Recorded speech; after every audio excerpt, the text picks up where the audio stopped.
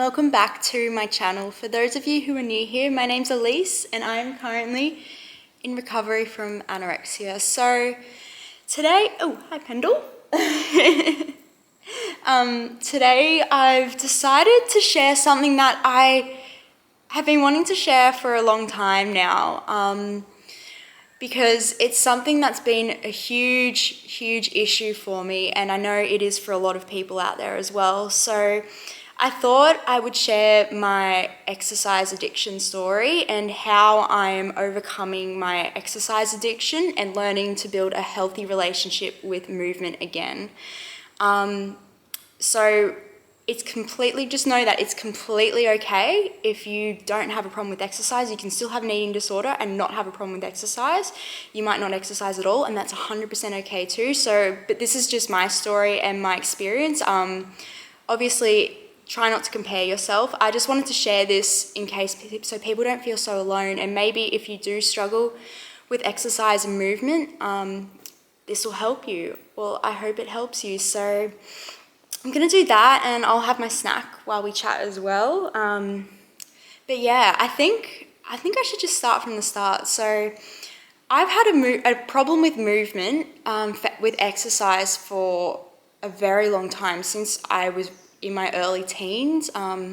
When I first started developing my eating disorder, we actually realized the other day that I started getting the eating disorder thoughts when I was around the age of 10. So I'm 26 now, so that's a long time coming. But anyway, so I guess you know that I struggle with movement. You sometimes see me in my video and you know my leg is moving, and I know how frustrating this, but it's something I'm really working on, and I have been overcoming it. But yeah, I used to be, when I was in the depths of my eating disorder, I was still eating a lot of food, but I was exercising multiple times a day for hours at a time, and it was ridiculous. Like, the first thing I do was, sorry, the cat was climbing on the door. The first thing I do when I wake up was exercise, and it would be for a long time, like an hour and a half to 2 hours. And then I would do the same thing in the afternoon. And that's not normal. That's not healthy. I wasn't a professional athlete where I'm in a training program to do that. I was just a normal person. But I was so addicted to it. And the thought of skipping a day of exercise would just like send me panic. I never skipped a day of exercise. It didn't matter how early I had to get up. Like, for example, last year when I was really sick, I went on a trip to Alice Springs with uni, and I was getting up at like 4 in the morning when it was below 0 degrees and working out because I was too scared. Even though we're on our feet all day doing lots of different things, I was too scared to not work out. And it was destroying me. Like, my body was not coping with the amount of exercise because I was doing cardio. It was all cardio as well. Like, there was no balance. And, you know, I pretended to act like I was completely okay with it, but I'd wake up every day dreading the fact that I had to exercise again. In my mind, I had to. Of course, I didn't have to. So for years, I exercised multiple times a day. And then when I went to hospital for the first time, that was the first, and I was on bed rest, that was the first time I hadn't exercised, and it stressed me out so much that I couldn't sit down. And I know that a lot of people do struggle with that as well, but a lot of people don't struggle with that. And like I said, it's completely okay. I mean, if you don't have an exercise issue, feel free to skip this video. Like, I'm not gonna get offended, but I just wanted to share my experience, like I said before. Yeah, so I really struggled to sit down because in my mind, sitting down was not burning calories, but standing up was, when in actual fact, we know that sitting down and standing really makes no difference. So that started happening when I went into hospital. And then I kept the exercise going. Like, even when I was in hospital, when I was just on a normal ward, I would sneak exercise in the morning. I would sneak exercise in after my meals, and no one knew I was doing it except me. And honestly, I just felt so guilty, and I felt like shit. Like, it was such an obsession. Like, I had to be moving all the time, and it was draining me. It was killing me. Like, it was just getting too much. And I don't know if anyone else experiences that too, but I knew I had to do something to change. And I know being in hospital was probably the perfect time because I was in a supported environment, and I still didn't change. I still kept going. I still kept sneaking it in. And do not do that if you're in that situation. Do not sneak exercise in because you're only hurting yourself. So I came home and I went back to exercising for a long time. Like, I think I'd managed to cut it back to 45 minutes a day, but it was all cardio again. So it was quite draining for the body. So I felt really anxious if I didn't work out. I wasn't able to be flexible with working out. And I know that, you know, going all in recovery should mean that you just stop exercise completely, but that's just not what we decided was possible for me. So I was allowed to keep exercising when I came home. I wasn't really given much guidance around it. And then I started this really bad leg moving thing. This, you know, you've probably seen me do it, where I sit here and like rock my leg like back and forth because someone told me once it burns calories, so I got that stuck in my head. So again, when I was in hospital, I started this leg moving thing. I haven't stopped since, and it's been a year since I've been in there, and it drives me crazy. So the only way that I know to get through it is to do exposure therapy, which is what I have been doing. You might have seen me like sitting still at lunchtime, sitting still at dinner time. Like, I've been working on those. I now sit still at breakfast, lunch, and dinner, and I'm working on doing the others. Like, it's not something I can just consciously stop because it's such an ingrained habit. So yeah, I came out and I still had a really bad relationship with exercise. Like, it was a chore, it was forced, it was not enjoyable, and I was pushing myself way too much. There was no way my body could recover, and more to the point, it was making recovery take longer because I was not fueling enough for how much exercise I was doing. And at the time, I didn't know like how wrong my relationship with exercise was. I was just, yeah. And you know, I used to run as well. I used to be a swimmer and I used to be a dancer. And when I was running, this is before I got really sick, I was running half marathons multiple times a week. And I was like, I always had to outdo everyone. Like, I would look for any excuse to do exercise. Like, when I was in swimming, I had to swim the furthest. So like, other people were just doing the main set, whereas I'm like, oh, I have to jump in early and do an extra kilometer on top of everything else, you know. There was just such that obsession with exercise because I was so scared that if I stopped, I would gain weight. And that's what it came down to. So I know a lot of people struggle with this, and yeah, it was not healthy. And even in dancing, like, that's such a body image, like body focused sport. I was constantly making sure I was doing the most classes and always doing everything full out, and so I'd burn the most calories, and my body wasn't happy with it. It wasn't healthy, and that's why I got into such a bad state last year, because I was just doing way too much. So I'm gonna pause there for a second and grab my snack, and then we'll keep chatting. So I'm gonna challenge sitting still while I have my snack today. I've got some apple and biscuit, a muesli bar, and some soy yogurt. I know I have that snack all the time, but I actually genuinely think I like the snack, but not that we're here talking about snacks today. So I just wanted to say again, like, don't compare yourself to me. Like, I had a really bad problem with exercise, and you might not, and that's completely okay. That doesn't make you any less sick. That doesn't make you any less valid. Like I said, I just wanted to share this story because I feel like a lot of people can relate, and I want to share what's been helping me deal with my exercise issues. So sitting still right now, I know you probably can't even tell, but it's hard. So on with the story. Yeah, I started to do that leg moving thing, and it drives me crazy. It's such a compulsion now. Like, it's so automatic that I don't even realize I'm doing it. I have to consciously stop myself from doing it now. And it was simply because, like, I was told I burnt calories doing it, so I started doing it. And then there was this thing where I couldn't sit down, and I struggle to sit down so much now, because I heard a thing where that said that if you, oh, hi Pendle, yeah buddy, I heard a thing that like if you sit down for more than an hour, your metabolism slows, and that is utter bullshit. I was told that by some idiot dietetics teacher at uni years ago. So I got scared to sit down for more than an hour at one time, and that's not normal. I was scared to lie down. I was scared to do anything where I wasn't moving, and it really just made me so miserable to do, because my whole life I couldn't just sit comfortably. I still can't just sit and relax, and that's what I'm working on getting towards. So yeah, let's have some snack.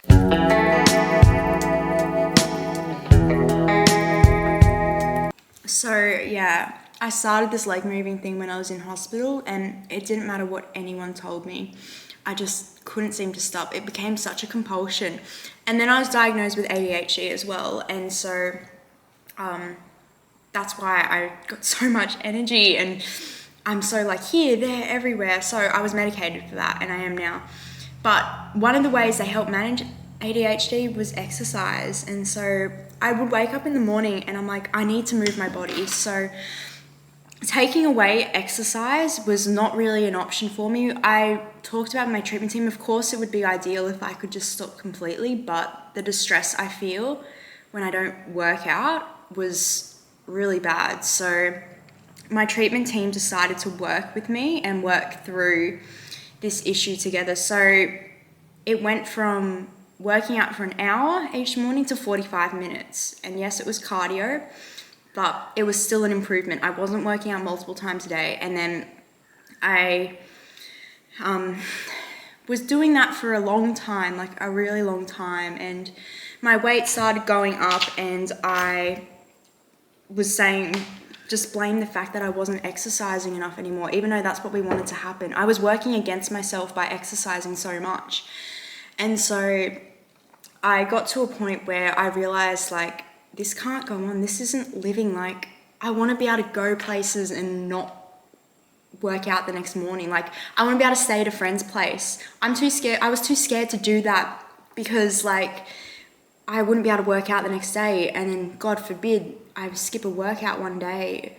And it was just, everything was revolving around exercise. Now that I'd been doing the stuff with the food, and even though that's still hard, I was starting to compensate with exercise, and that started becoming the biggest issue. So that's when that leg moving thing really ramped up. And so I just got to a point where I was so sick of it, and so sick of being controlled by my eating disorder and my exercise behaviors, that I decided to seek more help and go and see the exercise physiologist, who he specializes in mental health and eating disorders, to learn how to exercise safely, because I didn't know what I was doing. I pretended to know, and it wasn't healthy. So yeah.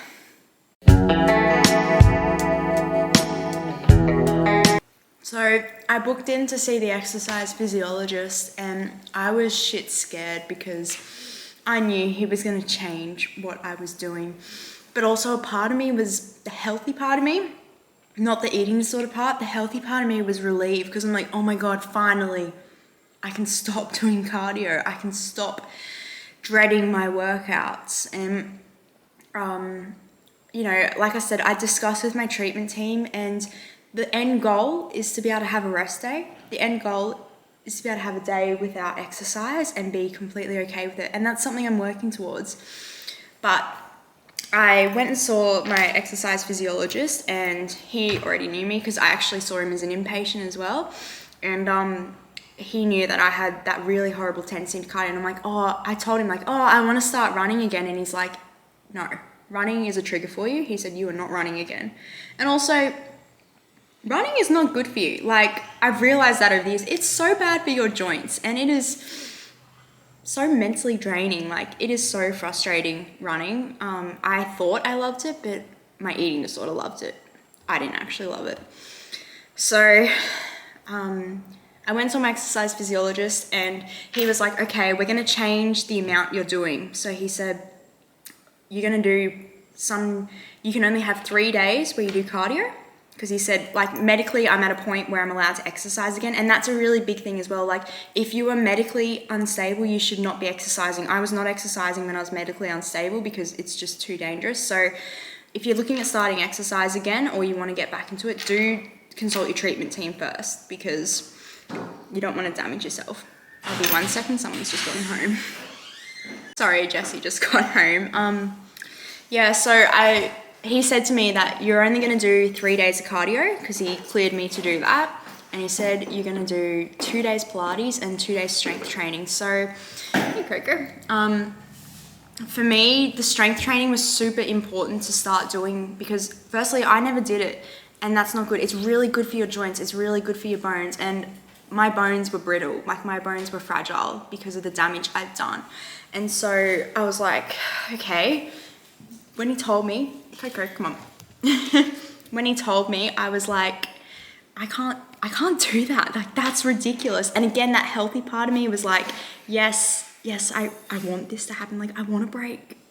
It's exhausting. It's exhausting, like, doing cardio every day. It's not healthy. It was making me miserable. So I did that. He wrote out an exercise program. He wrote out a strength training session for me, and we started with that. And the first time I did a day of Pilates rather than cardio, I was crying. Like, it was so hard to do. But I just reminded myself, like, it's so good. I'm allowed to do this movement, and it was much more enjoyable during the moment. Like, I didn't feel like I'd worked out enough, but it was really good at the same time. I felt relief because finally I'd stopped doing cardio. So, yeah, and then the first time I did strength training, again, I hated it because it wasn't enough. And so I just felt so much anxiety and so much guilt, but at the same time, so much relief. And if you are looking at, like, if you are stuck doing cardio and you want to change your exercise, it's going to feel like shit when you first do it. But I promise you, it does get better. It does get easier. And it does, like, yeah, you'll feel guilty. You'll feel anxious to begin with, but it's not going to last forever. And it gets easier. And you might actually find movement that you enjoy instead of movement that you're forced to do.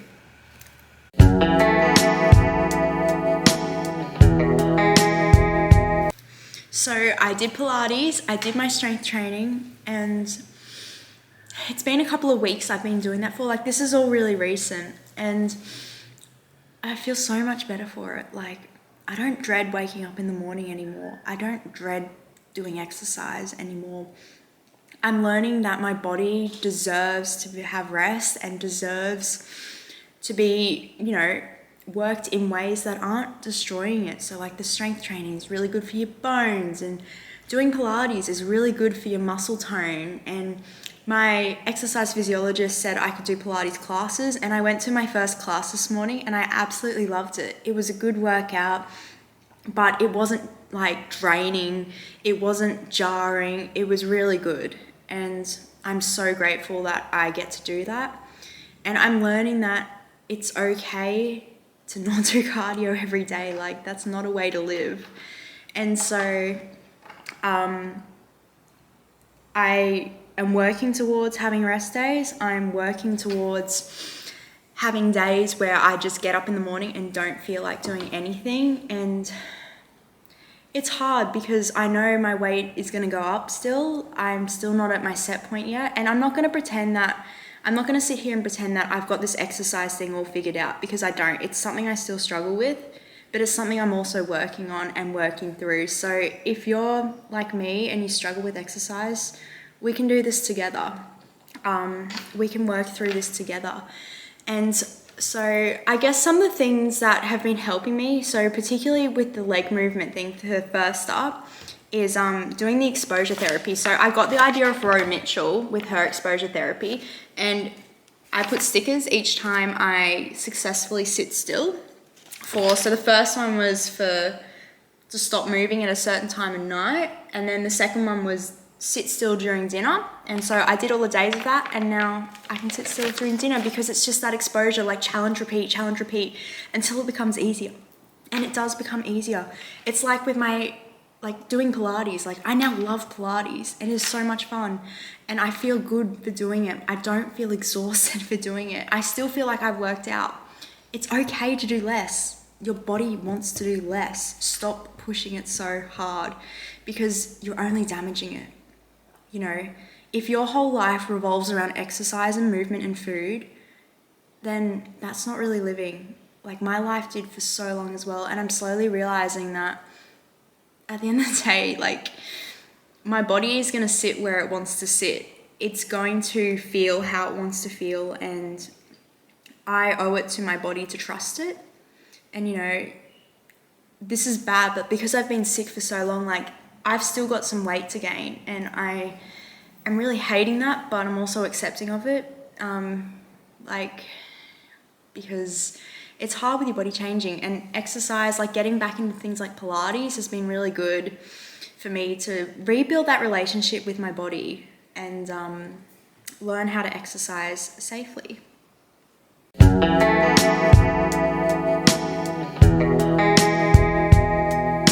So, yeah, like some of the thoughts that my exercise addiction was so severe, like I would get jealous of people at work if they walked around the shop more than me, or they went up the stairs more times than me. And I'm like, oh, I'm not burning as many calories as them. And I was just like, no, I've had enough. So working with my exercise physiologist, he's teaching me how to learn to know my body. There was the intuitive movement checklist. So like, have you eaten and are you hydrated? Are you sacrificing anything to do this exercise? Are you ill or are there any injuries? And you kind of like go through those and decide like what movement would be best for you today. So I'm slowly learning to do that. And yeah, it's such a big issue for me that I'm really working through, but I didn't want to pretend that it's not a problem. But I am doing something about it, and that's what matters. So if you feel like you're controlled by movement and exercise, do something about it. It's not worth it. Yes, you might gain weight if you exercise less, but it's weight you need to gain. It's weight to make you healthy, and it's weight that'll give you your life back. Because, you know, I actually did a huge thing. When we went hot air ballooning, I didn't work out that morning before we went, which is the first time I've ever done that. And I was relieved for it, to be honest, because I was like, I finally get a break. And I worked out later in the day. So that's something as well, like some of the things like delaying the urge. If you get the urge to move in the morning and you know you're not supposed to, one of the things that helped me was just delaying it. So like I'd lie in bed purposely until a certain time and like, okay, the urge is passed. So we can get up now and do things. Seeing an exercise physiologist who specializes in eating disorders is so helpful. And someone who knows exercise, like I'm not an expert on exercise. I thought I was, but I'm not. And yeah, finding exercise that makes you feel good when you're ready to. If you are still finding your exercise is compulsive and driven by your eating disorder, then no more. It's you don't keep going with it. Seek help, seek support with it. That's the best thing you can do. So distraction is also a really good tool when you have that urge to exercise. So like I used to do things like paint by numbers or doing uni work or something that's sitting down. And then if you have the urge to move after eating, do like a post-meal sit down time. So like after every main meal, you sit down for an hour. After every snack, you sit down for half an hour. So you just ride that urge to move. If you've read Tabitha Farrar's book, Rehabilitate, Rewire, Recover, I think it's called, she said like every time she had the urge to exercise, she would go sit down and eat a cupcake. because it's opposite actions. It's exactly the same as you do when you're challenging foods, like challenging your eating disorder, opposite actions. You can do the same thing for exercise. And just know that it does get easier. Like, I never thought I'd be in a place where I can do gentle exercise now, or just move my body in ways that's good for it. And yeah, I still get guilty. Yeah, I still feel anxious in the morning if I don't do enough when, you know, I do. We all do. Like, bodies aren't meant to be moving 24/7. Human bodies aren't meant to be standing all the time either. We're not physically designed for that. Like, sitting down isn't going to do anything to you. And just remembering that, like, what means more to you in life, like the experience and the enjoyment of living life and being able to relax on the couch, or, you know, lie with your partner in bed at night, or sit down and watch a movie, or do you want to just be uncomfortable just standing up all the time? Because it really isn't a way to live.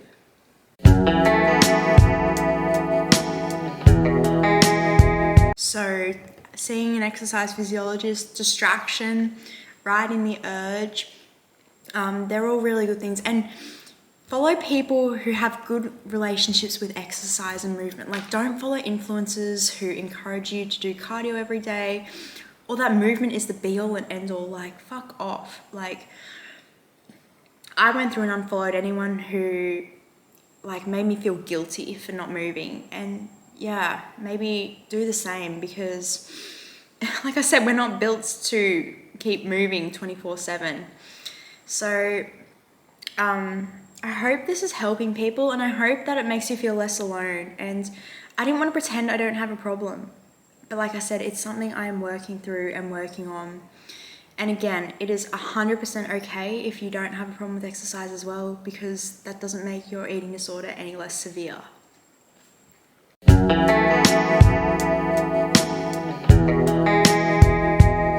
So it was hard to film. It's hard to share my story because obviously I don't want to trigger anyone, but also it's hard to admit that I'm so flawed with, like, I struggle so much with this. But, you know, if it helps you realize that what you're doing is, like, not healthy, it's not good for you, that it makes you realize you have a poor relationship with exercise and you want to build a better one with it. Like, your body deserves that. You deserve that. You deserve to be able to enjoy movement, and safe movement, healthy movement. You know, it could just be going for a walk. You don't need to run. You know, maybe every now and then do some cardio. Strength training is great for your bones. Do some yoga. Like, there are so many movements out there. And, you know, another thing to think about is, like, if you're gonna move more, you need to eat more as well. No compensation. Because the more you drain, the worse you feel. Like, let's not pretend that being malnourished feels good, because it doesn't. You might mentally think you feel good because your eating disorder convinces you, but you're still not enough for it. You know, your body deserves to be fueled, and especially if you're going to be moving more, then it deserves to be fueled for that as well. So, like, don't work out without eating before. Making sure you've got plenty of food stores in your body. But I'm going to stop rambling. Like I said, this was a hard thing to share. Like, I feel really vulnerable right now, but I just wanted to help people. I want people to know that it's okay to struggle with this, and it's okay to struggle to change things, but we can do it. So I hope it helps, and just know that you're not alone through this, and we can do this together. So I'll be back next week with another challenge video. I have one in mind. I've got a uni break, so I've got a cool one, and I'm gonna keep challenging my movement. I'm gonna keep challenging my exercise compulsions. I'm gonna sit still more. I'm gonna sit down more, and you should do it too. Because at the end of the day, like, sitting and standing, it doesn't make a difference what calories you burn.